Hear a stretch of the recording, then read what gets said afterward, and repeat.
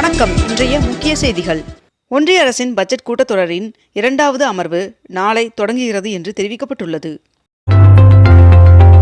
அகமதாபாத் நரேந்திர மோடி மைதானத்தில் இன்று நடைபெறும் T20 உலகக்கோப்பை இறுதிப் போட்டியில் இந்தியாவும் நியூசிலாந்தும் மோதுகின்றன.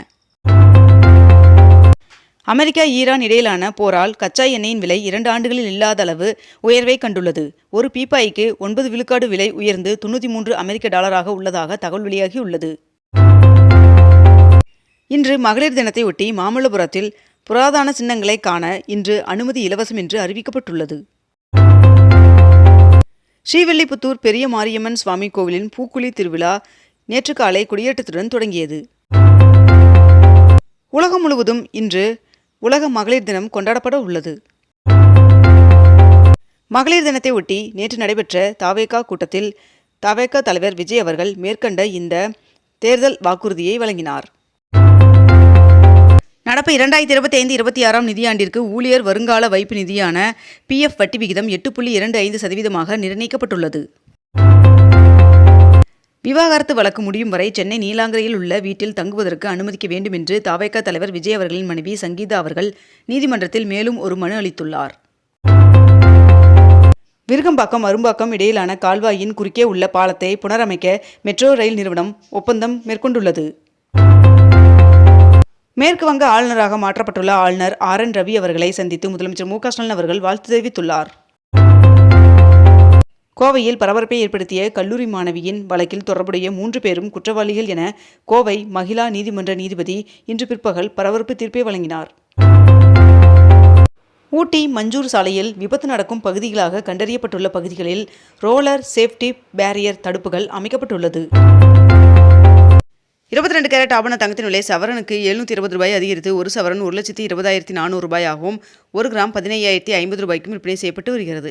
இதனைத் தொடர்ந்து 1 கிராம் வெள்ளியின் விலையில் மாற்றம் எதுவும் இன்றி 1 கிராம் வெள்ளி ₹290 விற்பனை செய்யப்பட்டு வருகிறது. ஆந்திராவில் ஒரு குழந்தைக்கு மேல் பெற்றால் ₹25,000 நிதியுதவியை சந்திரபாபு நாயுடு அவர்கள் அறிவித்துள்ளார். தமிழகத்தில் கூட்டுறவுத்துறையில் நியாய விலை கடை விற்பனையாளர்கள் மற்றும் கட்டுநர்களுக்கு 15% ஊதிய உயர்வு வழங்கி அரசாணை பிறப்பிக்கப்பட்டுள்ளது. தமிழகத்தில் கூட்டுறவுத்துறை உதவியாளர்கள் பணிக்கான நேர்முக தேர்வு முடிவுகளை 1 வாரத்தில் வெளியிட வேண்டும் என்று தமிழக அரசிற்கு உயர்நீதிமன்றம் உத்தரவு பிறப்பித்துள்ளது. காங்கிரஸ் கட்சியின் மாநில மேற்பார்வையாளர் முகுல் வாசனிக் அவர்கள் இன்று தமிழகம் வருகை தர உள்ளார். ஐக்கிய அரபு வளைகுடா நாடுகள் அனைத்தும் இந்தியாவில் முதலீடு செய்ய முன்வர வேண்டும் என்று இந்திய ஹஜ் அசோசியேஷன் தலைவர் வேண்டுகோள் விடுத்துள்ளார். தமிழ்நாட்டில் அதிகபட்சமாக நேற்று வேலூரில் 104 டிகிரியும் அரக்கோணத்தில் 100 டிகிரி வெப்பம் பதிவாகியுள்ளது. பொள்ளாச்சி பாலக்காடு இடையே புதிய மெமு ரயில் சேவை இயக்க ரயில்வே அமைச்சகம் ஒப்புதல் வழங்கியுள்ளது. தமிழ்நாட்டிலிருந்து மாநிலங்களவைக்கு மேற்கண்ட இந்த 6 பேர் போட்டியின்றி தேர்வாகுகின்றனர் என்று தகவல் வெளியாகியுள்ளது.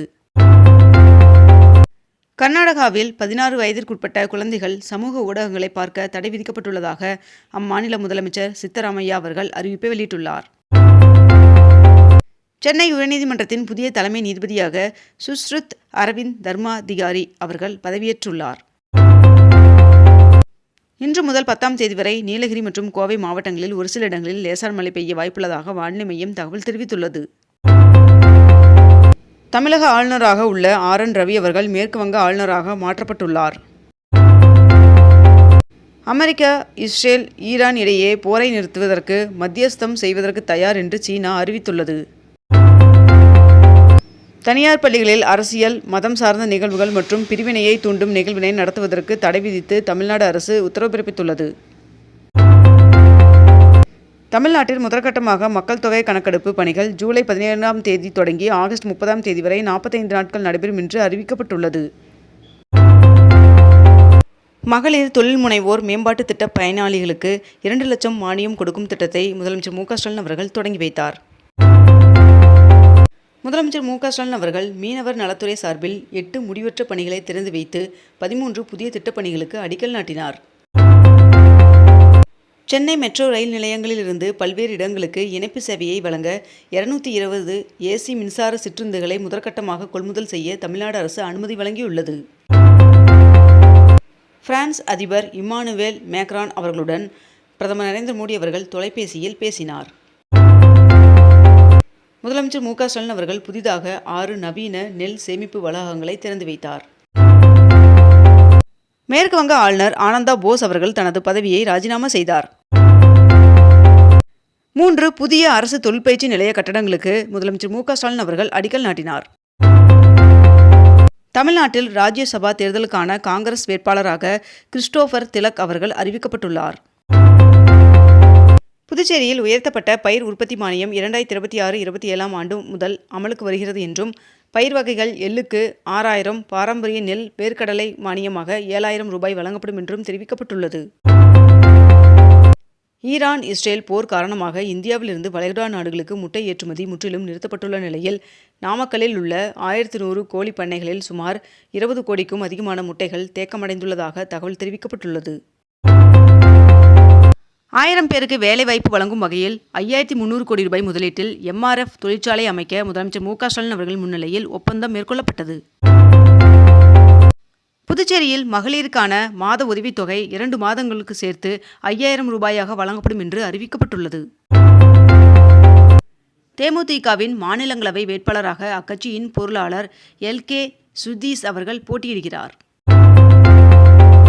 2030 ஆண்டில் தமிழ்நாடு $1 டிரில்லியன் பொருளாதார மாநிலமாக உயரும் என்று தமிழ்நாடு அரசு தகவல் தெரிவித்துள்ளது.